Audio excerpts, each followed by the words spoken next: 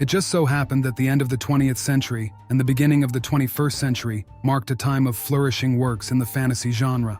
Placing their heroes in a quasi-medieval world, most authors didn't overthink it, equipping them with rather pompous weapons like swords. However, there were also those who used something more exotic. This, in turn, sparked the reader's interest and a desire to learn more about various curiosities, their properties, and features. But the trouble is that medieval chroniclers were not known for contemplating the shapes of blades or the advantages and disadvantages of different types of cold weapons. If even the name of a weapon appears in a battle description, it is already seen as a find for historians and weapon experts. Those who could truly reflect on this topic, such as weaponsmiths, passed their knowledge from master to apprentice and, in a competitive environment, were not eager to share it left and right.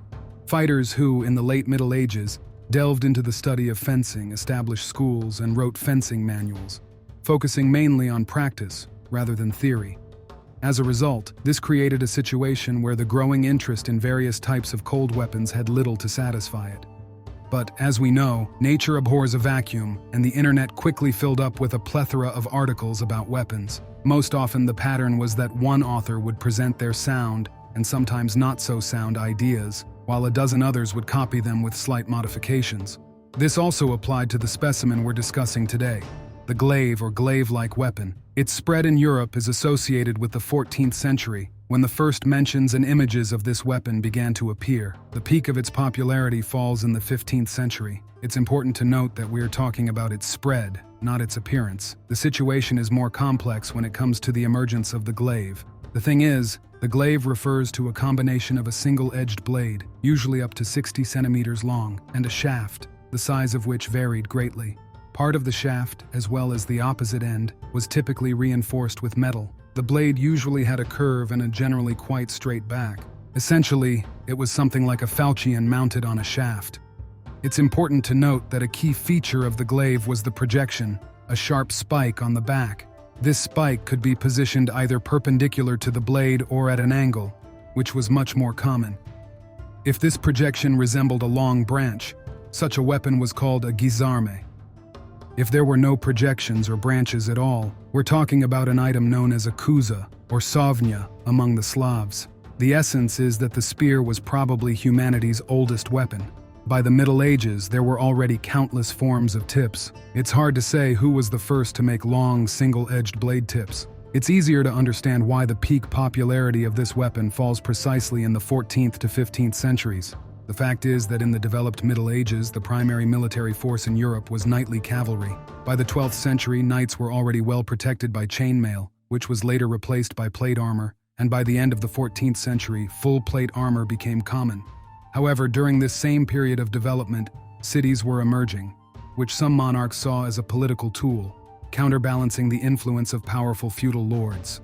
As a result, the Magdeburg Law emerged. Without going into details, from the 13th century, several cities in Europe gained independence and began to live by their own laws. Additionally, there were groups like the Swiss. Their social structure stood out from the broader political landscape of Europe. Despite feudalism, they retained communities and communal lands, meaning they were free peasants. They were invested in maintaining this status and were even willing to defend it with weapons in hand. By the 13th to 14th centuries, new players emerged in the socio-political landscape of Europe. Naturally, military force was needed for participation in this process. Heavy cavalry is great, but a war horse and armor are not cheap. Since most knights were landowners and were supported by numerous villages located on their lands, they could afford expensive equipment. However, it seems that equipping thousands of cavalrymen was beyond the means of cities or Swiss peasantry. Everyone understood that infantry would need to face these cavalrymen. The solution to this problem was the use of polearm weapons, pikes, halberds, glaives, and the like. It's difficult to stop a horse or reach a mounted knight with an axe, sword, or mace. However, for example, fewer than 2,000 Swiss infantry armed with polearms defeated Austrian forces at the Battle of Morgarten in 1315, which were roughly 5 times larger, including at least as many mounted knights as there were Swiss. At the Battle of Nancy in 1477, the Swiss infantry defeated what was considered by some to be the best cavalry in Europe, the Burgundian Knights. History is filled with similar examples. However, it would be a mistake to believe that the main reason for their success lay solely in the use of pikes, halberds, and other similar types of weaponry. The infantry pike is a simple weapon, yet for some reason, it became an effective tool against cavalry only relatively late. The essence of the infantry's success lay not only in their weaponry, but also in their organization, discipline, and a new formation that emerged in the 13th century, known as the battaglia. However, since today's discussion focuses on weapons, it's worth noting that in different parts of the world, people arrived at similar solutions for addressing comparable challenges. For example, in ancient China, where infantry and cavalry were actively used in constant wars between kingdoms, and where nomads from the steppes occasionally arrived with less than friendly intentions, there existed a weapon known as the guan-tao. This single-edged broad blade on a shaft, like the glaive, sometimes featured projections on the back. Its origins are dated to the 3rd century, making it roughly 1,000 years older than its European counterpart. One must also mention the Japanese naginata, known since around the 7th century. The shape of the blade differs somewhat, but overall it continues the same idea. In essence, something similar existed among many peoples. However, when it comes to Europe, the glaive, and the late Middle Ages, there's a certain dissonance. The thing is, if we look at the evolution of such a popular polearm as the halberd, a clear trend emerges. Early examples with long blades are replaced by models with shorter ones. The area of the cutting surface decreases, and a pointed, often faceted tip emerges. This is linked to the development of knightly armor, which effectively resisted contact with long cutting edges. However, if we look at glaives, we see that they only became somewhat larger. It's clear that a long, curved blade is capable of slicing through soft materials well, but against protective gear, such a blade is not the best solution. It's more effective to thrust with the pointed tip of a halberd, and it's also more convenient to pull a rider off their mount with it. Given this context, one might wonder why the glaive was needed in the 15th century, especially since its blade shape and properties resemble those of earlier halberds from the 13th century, or even polearms like the berdiche, differing only in their mounting system.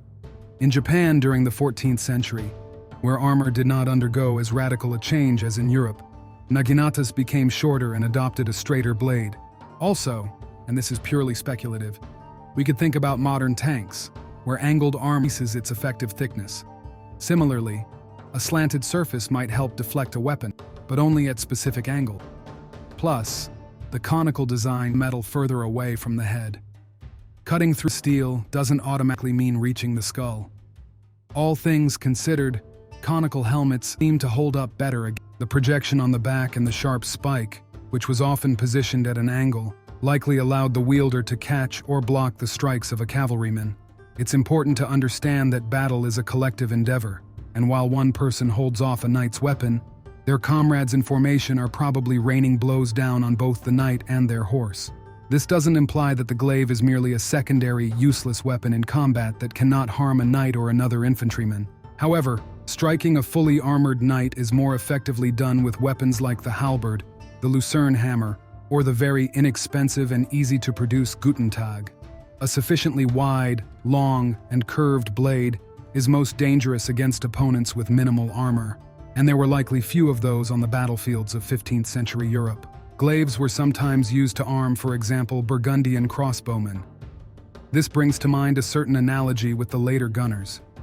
I doubt that the gunners could effectively confront the cavalrymen directly, but striking the legs of the horses to create chaos is quite possible. In individual duels using the glaive, the focus could be on targeting the legs, arms, or performing sweeps.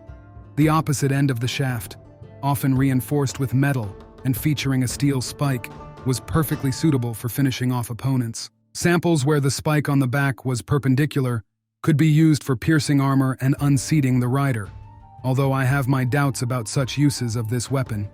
Overall, the fact that the evolution of the glaive changed little at the turn of the 14th and 15th centuries during the rise of plate armor suggests that the primary target of this weapon was likely not the rider, but rather his horse. But these are just my thoughts, not claiming to be the ultimate truth. Constructive and reasoned criticism in the comments is welcome.